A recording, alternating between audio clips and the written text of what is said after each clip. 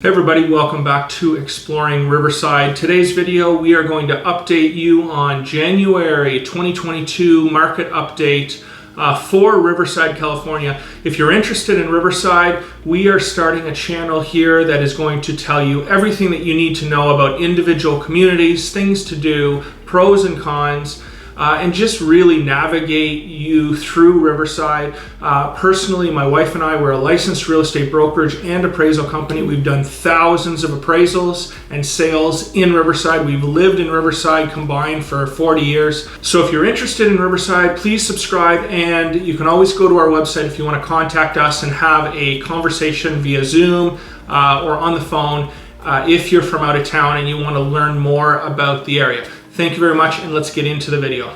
Okay everybody, so here we are on our first market update for Riverside, California. If you live south of Riverside, I also do a market update on our other channel called Exploring Temecula, and that includes Menifee, Murrieta, and Temecula.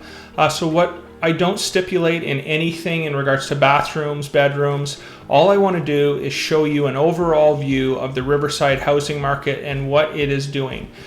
Here are the tabs below. We don't go through every single one of them. I pick the ones that I feel that are important to both buyers and sellers, and we go over those. We're going to go back 5 years, and we're going to start off with newly listed properties. Now, as you can see, December every year is the worst month for supply in way of active or newly listed properties. It's no different. This December was actually the worst in regards to how many properties were newly listed in December. 196 in 2021, 227, 214, 228. So as you can see, guys, one of the biggest problems right now and why home prices are still going up throughout America, not just in Riverside, is the supply. There are no homes to purchase. So that is definitely one of the huge, massive drivers of why home prices are rising. In regards to January, of course, that's when we're starting to see the homes on market or newly listed properties are going to start to get up or go up. What I would love to see is for us to break these levels of May and June. Obviously everybody, or not everybody, a lot of people wait till the spring to list their properties. It would be nice to get up to these levels, and I think it would really stabilize the housing market in Riverside if we just had a few more homes to purchase. Another thing, it would put a lot less stress on these buyers. That buyers over the last year and a half, I feel sorry for them, putting multiple offers in, multiple offers way over list price, and they not getting a home. So that would alleviate a little bit of that. So next thing I wanted to look at or talk about is active listings. Now, as you can see, and this sort of makes sense to me, as the active listings basically drop dramatically. One of the reasons I think these active listings have dropped is for the simple fact that, not a lot of people are listing their properties in September, October, November, December, especially the latter part of those months, but you still have the same amount of buyers that are looking to purchase properties. And the market's been so tough that I think, November and December, the huge drop, people are settling. If a buyer can get an offer accepted on a home, they're not picky, especially if they've been in the market for 6 months to a year, which, is common in this market. So, there's a big difference. Newly listed properties are listed properties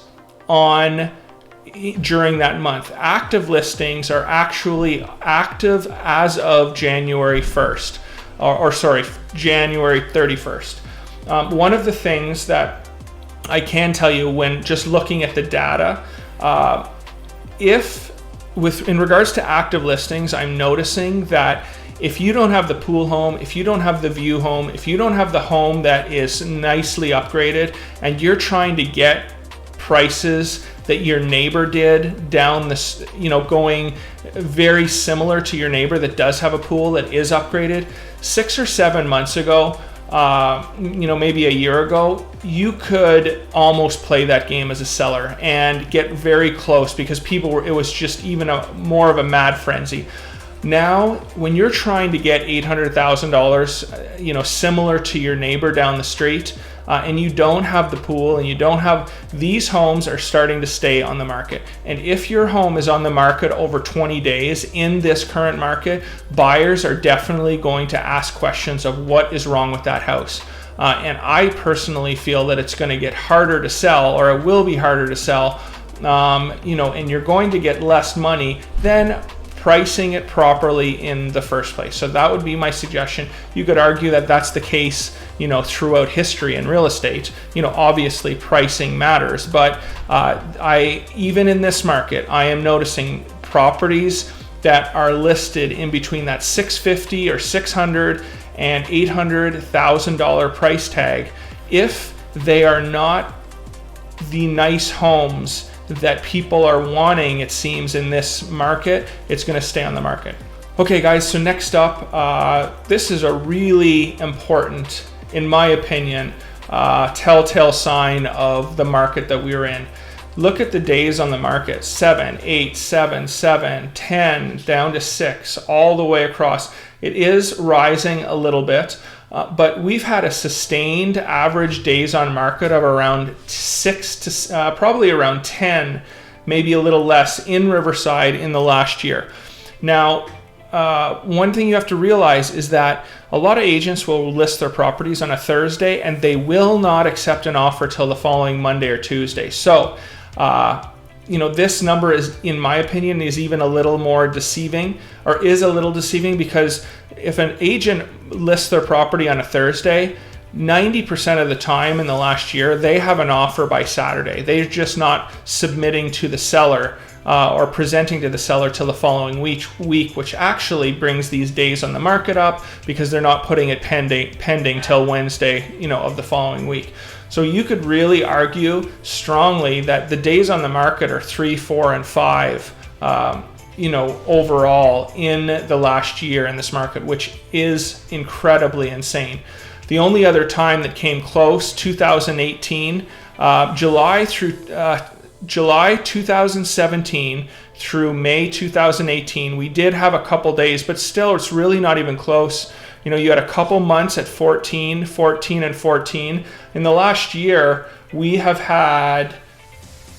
not had 1 month in the last year that's been an average or 14 days on the market or longer. So bottom line is, if you are putting your house on the market at a reasonable price, you will sell it very quickly. Okay, next up, percentage of original list price. And what this means is, if you list your house for $500,000, are you getting that $500,000? Are you getting $490,000? Are you getting $480,000? Are you getting $530,000? Now, as you can see over the last 5 years in Riverside, you're pretty much getting, or on average, 100% of what you listed your property for, which is obviously a great thing. As you can see, the peak of June 2021, you were getting $104,000. And this graph looks like it went up, which it did. And some of you might be wondering, well, it's only an extra 4%. Well, guys, on a $500,000 home, that's $20,000 more for these 4%. So the 104% dropping down to 100, that's a lot of money in many cases. You're listing a $700,000 home. That's $30,000 almost in regards to what you're netting on the original list price of your home. So this has come down, which, whether it's good or bad, that's what's going on. Next up, I wanted to talk about showings per listing. March, the peak of 2021, you were having 13.6 showings per listing, and it's dropped down to 5.1, 5.7, and 6.9 as of the recent 3 or 4 months. The reason I think it was higher back in March 2021 is that the home prices weren't as high, and in my opinion, there was still a large pool of buyers that could afford the homes. So you were just getting more people through the homes. It has dropped off, but I can tell you through the market data that I've looked at, just because the showings have dropped off has not really affected what you're getting in regards to a seller for your bottom line on your property. So through these months, just realize, don't be worried, you see the drop off of showings, you're still going to get the same price as if you had 13 showings. It doesn't really correlate in that way. Okay, and finally, median sales price. Crazy, guys. Look at the year, a couple years, a year and a half. July 2020 is when this really started. In July 2020 in Riverside, we had an average sales price of $451. In January 2022, we have an average sales price of $581. Absolutely insane, guys. $430 to $580, over $150,000 difference in that time period. So, we've never really seen this in history. We did see the home prices drop from $592 to $581. What I tell people is, don't take that as the market dropping. We did have a drop, here and there throughout the last year and a half. Now, if this, and this is why I ask people or say to people, watch these monthly. Now, if you starting to see this level off or even go down for 5 or 6 consecutive months, then you can start telling yourself, we might be in for a market correction. But until I see a sustained 3 or 4 months of this going down, or at least going sideways, I'd be willing to bet that this is going to bounce back in the spring, and we are going to see a rise in home prices, mainly, again, because there is no supply and there is high demand. So there you have it, guys. Hopefully you enjoyed it.